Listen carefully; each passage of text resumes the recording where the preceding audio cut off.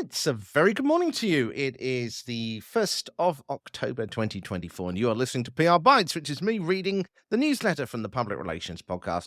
And as usual, I'm going to be rounding up just a few of the things that I've been seeing going on, that people have been trying, new techniques, new ideas, and also some things today which I think, actually, to be honest, have been absolute stinkers that people have done really badly. But I've got a scenario for you to have a quick practice on if whatever area of comms you are working in. I've got a few other bits about previous episodes of podcasts. I've got a whole bunch of stuff literally over the next couple of minutes. If you don't get the written newsletter, which you might prefer if you want to just have a read through and skim through the bits that you want to hear, then head to the publicrelationspodcast.com, thepublicrelationspodcast.com, click on the newsletter button, and you can subscribe to the newsletter too. But let me just read the newsletter to you for now. So what do we got today? So a couple of headlines for you. First of all, what I think a car manufacturer has got wrong in their latest campaign and what we can learn about it from a PR point of view.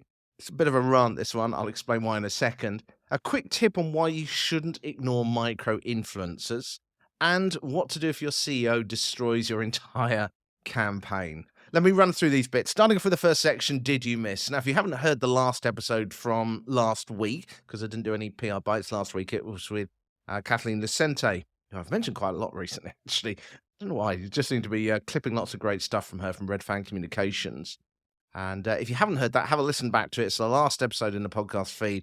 Makes a really good point about how PR can help sales teams, whether you need to know that to justify your own position within an organization, perhaps you're working for a business, or so that you can tailor a campaign to help a sales team if you're trying to pitch it as an agency. It's only about 10 minutes long. And what's interesting is that Kathleen has been talking to a lot of sales teams recently in her own work of obviously pitching her business. And what she's finding is a lot of sales teams are having to go in increasingly cold into making pitches to companies. And the problem there is that you're then having to not only explain what you do, who you are, you're trying to build credibility and pitch a product all within one breath, or it's taking a long time.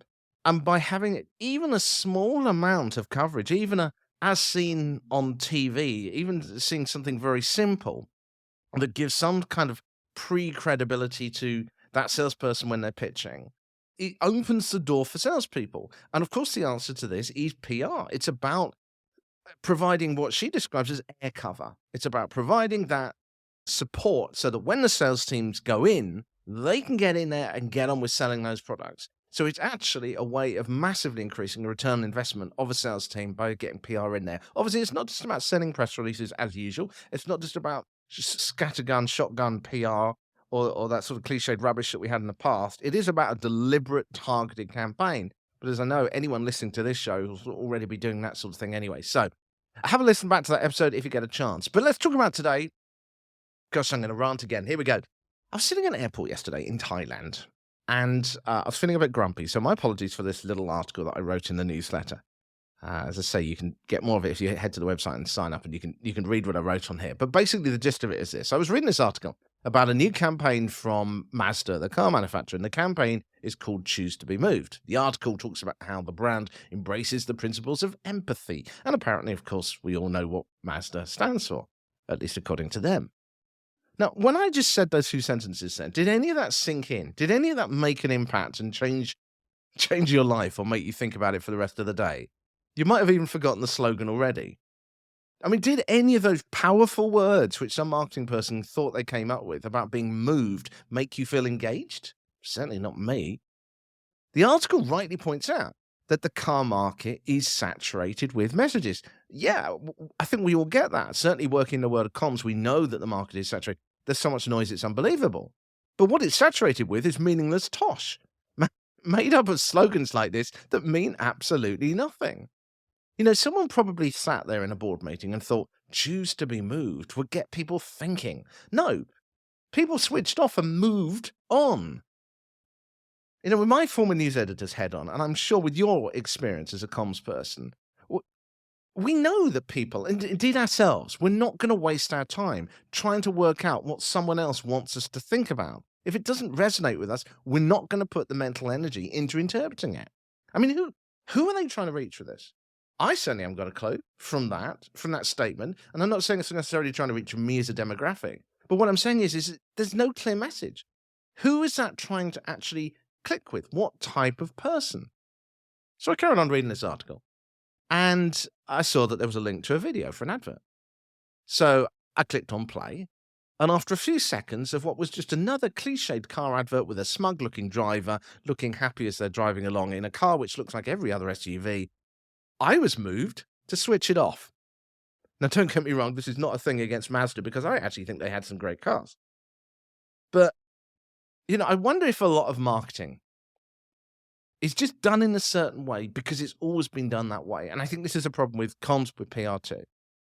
But then it looks like every other campaign that's ever been done before. And so no one is going to notice. So let's think about what, a good PR firm would have done in this situation from some of the best people I've spoken to. For starters, they're going to be focusing on the narrative, not just some meaningless slogan which means nothing. I suspect they'd have started by realizing that a story was needed to deliver a message, not a corporate slogan to be waffled everywhere. Maybe you put that on your internal messaging so that everyone knows which campaign it was, but it's not something that's going to stick. Cars ultimately look pretty much the same today, unless you can afford a Maserati or something or whatever. So what differentiates them? A story. Anyone in comms knows this. The next thing would be to be absolutely clear who this is for. Now, that could mean various segments, but at the moment, choose to be moved means nothing to anyone, to me. So what story is going to resonate with me? When I was reading the article, one of their sort of target demographics, one of them, was they seemed to be suggesting that they were aiming to 20 to 30-year-olds who live or aspire at least to a beach lifestyle. Maybe they don't, maybe they live in the middle of a city, but they kind of aspire to that. So instead of a cliched video, whereby you've got someone in a soft sepia focus who's just been driving smugly to a beach and holding their surfboard, maybe you literally just get an influencer to say, hello, this is the best beach in California. And yeah, I've come in my Mazda. Why? Because I love my Mazda. That's why. That's simple. It's authentic. And what about the tagline? Choose to be moved? A much better slogan would have probably been, I drive a Mazda because I love it. Simple, clear, and tells me that I might love it too. And it's authentic. I mean, I'm sure you've got your own views on what a better tagline would be, but you get my point. Choose to be moved to me means nothing. We've got to think about how to be authentic in this day and age. That's slow. I mean, frankly, the slogan alone, I drive a Mazda because I love it. For me personally, I immediately can think of bunches of ideas for narrative development.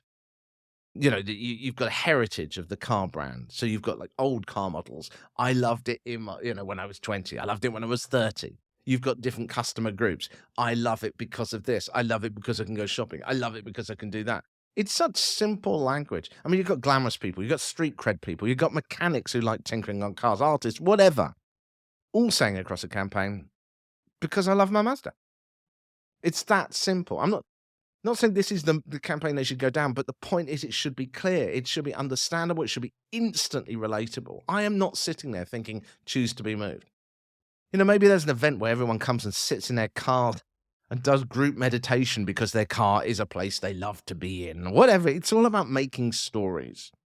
An influencer called Chrissy Teigen, if you don't live in the United States, it's chances you may not have ever heard of her before, but she said at Adweek's Brand Watch event the other day, just literally a few days ago, that her team has spent $25,000 on production shoots in the past, and yet they don't get anywhere near the results that they get with some dumb video, as she describes it, being in bed with your dog. Call it PR, call it empathy marketing, call it whatever. What this campaign needed was a story and a clear message. Choose to be moved may make people aware a new car is being launched, but instead of producing a groan with a PR approach, it could have been the start of a movement around Mazda instead. As I say, I was feeling a bit grumpy when I wrote that at Bangkok airport yesterday, but I hope you get the point of what I think. When I talk to good PR firms, they don't just come out with a cliche. They don't just do what everyone else is doing. They don't just put out that stock message everyone's heard before. They go, well, how can I simplify this message? How can I touch people? How can I stand out? How can I be surprising? How can I be clear and defined and make something that people will understand?